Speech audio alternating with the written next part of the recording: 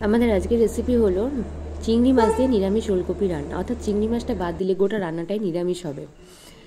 তো এর জন্য আমি প্রথমে আলু আর ওলকপিটাকে ভালো করে ভাপিয়ে রেখেছিলাম নুন দিয়ে, আর তেল গরম করে তেলের মধ্যে আমি গোটা জিরে তেজপাতা ফোড়ন দিয়ে চিংড়ি মাছটা হালকা একটু নাড়াচাড়া করে তুলে রেখেছি। তুলে তার মধ্যেই আমার ভাপিয়ে রাখা আলুটা একটু ভেজে নিলাম।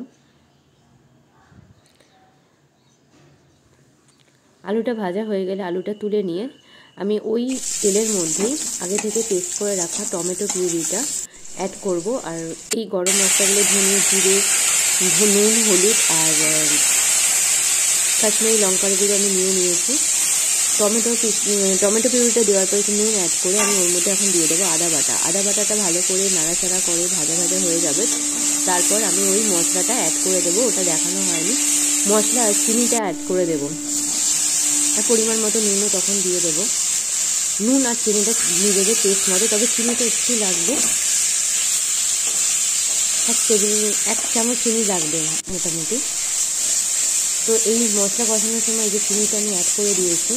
এবার মশলা থেকে তেল ছাড়লে আমি ওই আগে থেকে ভাপিয়ে রাখা ওলকপি আর আলুটা অ্যাড করে দিয়েছি। আলুটা আর ওলকপিটা খুব ভালো করে মশলার সাথে মিশিয়ে নিয়ে চিংড়ি মাছটা অ্যাড করে দিলাম।